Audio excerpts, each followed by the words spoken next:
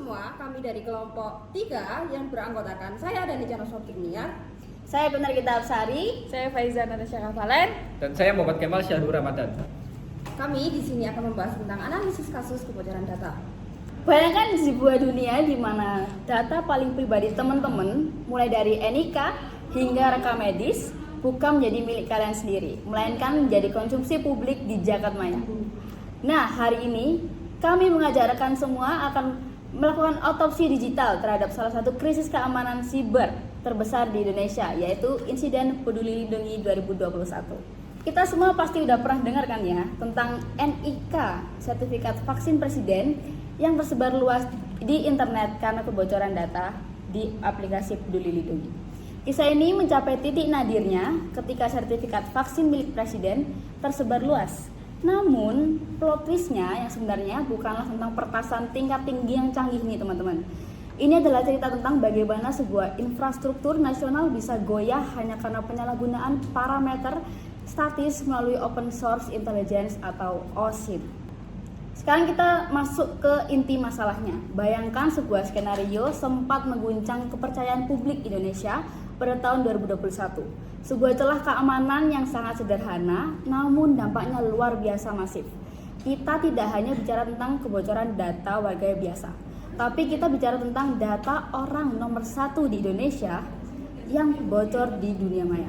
Sertifikat vaksin milik Presiden Joko Widodo tersebar luas di jagat maya membuktikan bahwa tanpa desain yang aman, tidak ada satupun individu yang benar-benar terlindungi. Jadi kita bedah secara teknis melalui gambar di sini. Insiden ini tuh berawal dari penerapan fitur publik yang tidak tervalidasi dengan ketat.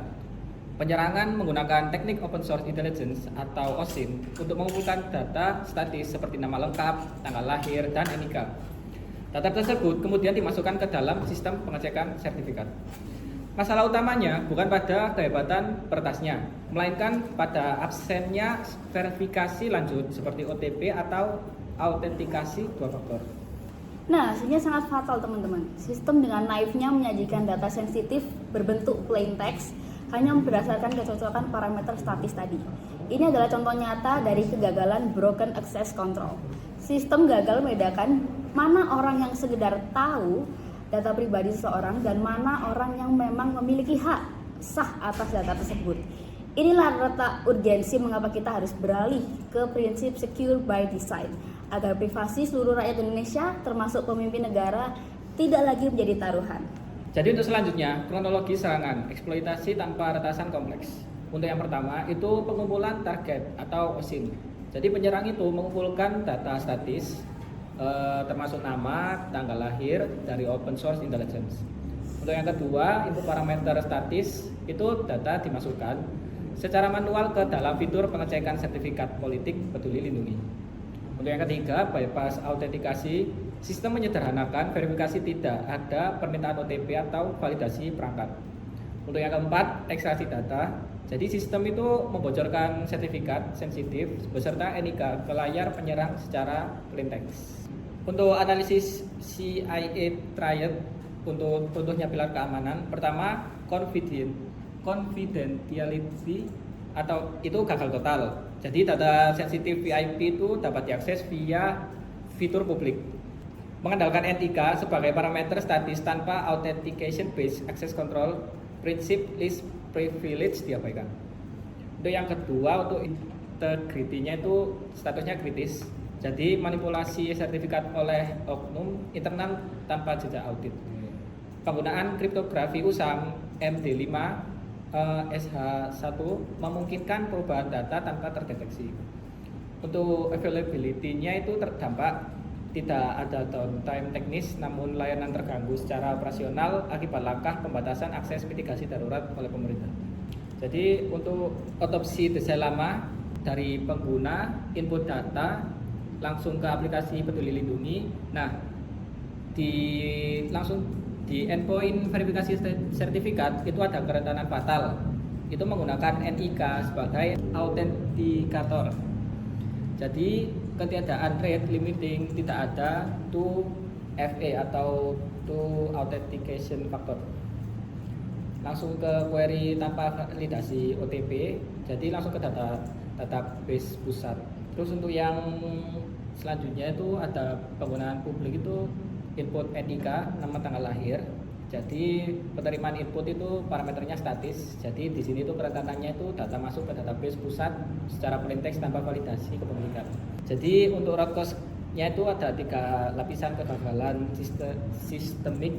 Yang pertama itu arsitektur terbuka. Jadi itu ada overexposed attack surface dan lemah IAM. Untuk kedua itu ada gerbang logika, itu ada broken access control, sesi aktif tanpa timeout. Terus ada insecure direct object reference. Jadi NIK-nya digunakan sebagai identifier langsung tanpa validasi.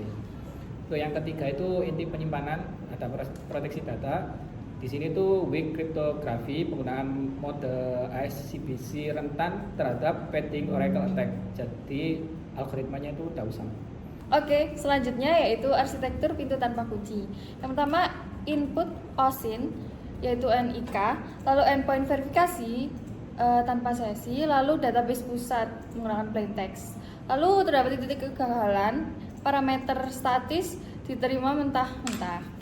Lalu ada analogi visual yaitu insecure direct object reference atau IDOR. Sistem beroperasi seperti loker kaca bernomor tanpa gembok. Jadi siapapun yang bisa membaca nomor di pintunya diizinkan membuka dan mengambil rekam medis di dalamnya. Lalu ada paradigma lama yaitu implicit trust and knowledge based authentication. Jika Anda tahu nick ini, Anda pasti pemiliknya. Jadi hasil kompromi mematikan atas nama kemudahan. Lalu ada paradigma baru menggunakan Zero Trust Arsitektur dan Secure SDLC. Dengan tidak ada entitas yang dipercaya, setiap ketukan pintu harus divalidasi, diotorisasi, dan direkam. Hasilnya yaitu keamanan berlapis atau defense in depth. Selanjutnya yaitu matriks transisi penggeseran paradigma keamanan.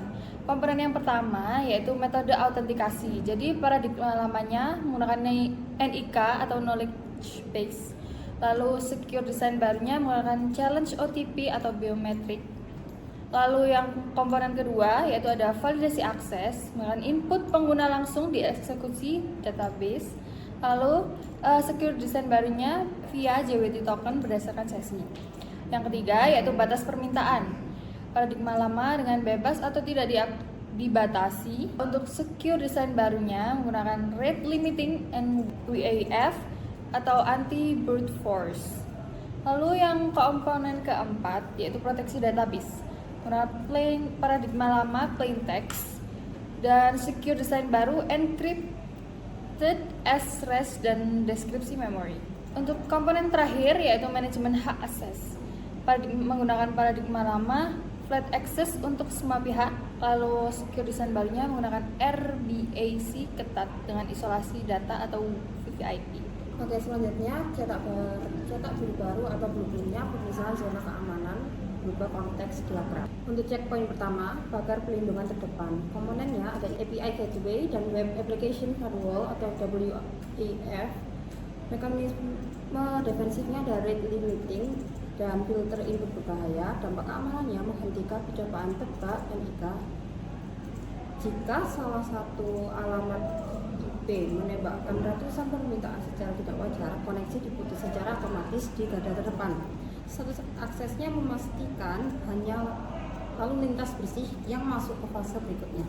Selanjutnya ada checkpoint kedua yaitu kematian parameter statis. Komponennya ada layanan autentikasi atau dinamis. Aksinya siklus challenge respon via OTP atau biometrik. Pergeseran logikanya meningkatkan NIK menuju token dinamis yang melekat erat pada permintaan perangkat keras fisik. Hasil akhirnya menerbitkan JSON web token dengan umur sesi terbatas serta memberi celah peretasan jarak jauh via OSINT. Untuk checkpoint yang ketiga dan yang akhir, komponennya ada backend authorization dan basis data terenkripsi. Validasi RBAC memastikan pengguna sah tidak melampaui batas otoritasnya, mencegah akun biasa mengakses rekam medis VVIP atau presiden. kriptografi memorinya ada data di database berstatus ciphertext. Transformasi menjadi plain text murni menjadi di dalam memori saat dikirim ke pengguna berhak, tidak pernah mengendap sebagai teks telanjang. Baik, jadi untuk lorong validasi transkripsinya berbentuk DFD level 1 dengan sudah secure design yang baru. Nah, meskipun pengguna berhasil login, backend tetap memvalidasi apakah user ID pada token cocok dengan NIK yang di request. Nah, jika seorang pengguna biasa mencoba mengakses data orang lain seperti milik presiden, sistem akan mengembalikan respon 403 forbidden. Kemudian database juga menerapkan isolasi data pejabat negara atau VVIP flagging dan perubahan signifikan pada alur data dengan yang sudah tertera pada DFD yang baru. Nah, prosesnya yaitu yang pertama di mana pemisahan proses pada proses 1, proses 2, dan proses 3. Data dari pengguna tidak lagi langsung melewati database, harus melewati lorong validasi input dulu. Seperti pada proses pertama. Kemudian selanjutnya yaitu pembuktian identitas dinamis pada proses kedua dan pengecekan hak akses pada proses ketiga. Nah, di sini transformasi ciphertextnya, data di database disimpan dalam bentuk terenkripsi.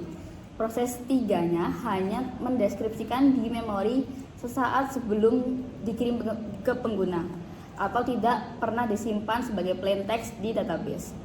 Kemudian untuk alur challenge response OTP-nya yaitu terdapat komunikasi bolak-balik antara pengguna dan proses 2 yang memastikan bahwa yang mengakses benar-benar pemilik nomor ponsel yang terdaftar. Jadi untuk rekomendasi preventifnya itu ada ekosistem keamanan jangka panjang.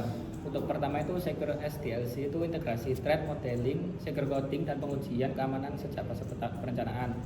Untuk kedua itu Zero Architecture, itu verifikasi, otorisasi, dan audit berkelanjutan pada semua layer tanpa default trust. Untuk yang ketiga itu penguatan IAM, MFA wajib, role based access control ketat, dan isolasi database VVIP. Untuk yang keempat itu proteksi kriptografi, itu migrasi ke IES 256, GCM, Argon 2, SHA 256, enkripsi mutlak, at rest, and in transit. Untuk yang kelima monitoring SIEM, itu implementasi audit trail terpusat, pentest berkala 3 bulan, dan incident response plan. Untuk yang keenam itu kesiapan organisasi, edukasi tim pengembang, sosialisasi privasi publik, dan standarisasi arsitektur BSSN atau Kominfo. Oke, kesimpulan dari analisis kami yaitu keamanan sebagai fondasi bukan tambalan. Nah, kebocoran data berskala nasional ini membuktikan keamanan bukan fitur tambahan. Insiden serupa hanya dapat dicegah apabila prinsip secure by design ditanamkan sejak baris kode pertama ditulis. Lalu untuk masalah utama dari analisis kami yaitu kegagalan fatal, confidentiality, dan integrity akibat arsitektur terbuka yang terekspos. Lalu terdapat akar masalahnya yaitu ketergantungan pada knowledge base authentication dan absennya kontrol otorisasi sesi. Dan solusi finalnya yaitu pendekatan defense in depth, enkripsi memori, dan implementasi zero trust arsitektur. Oke, sekian presentasi dari kami. Wassalamualaikum warahmatullahi wabarakatuh.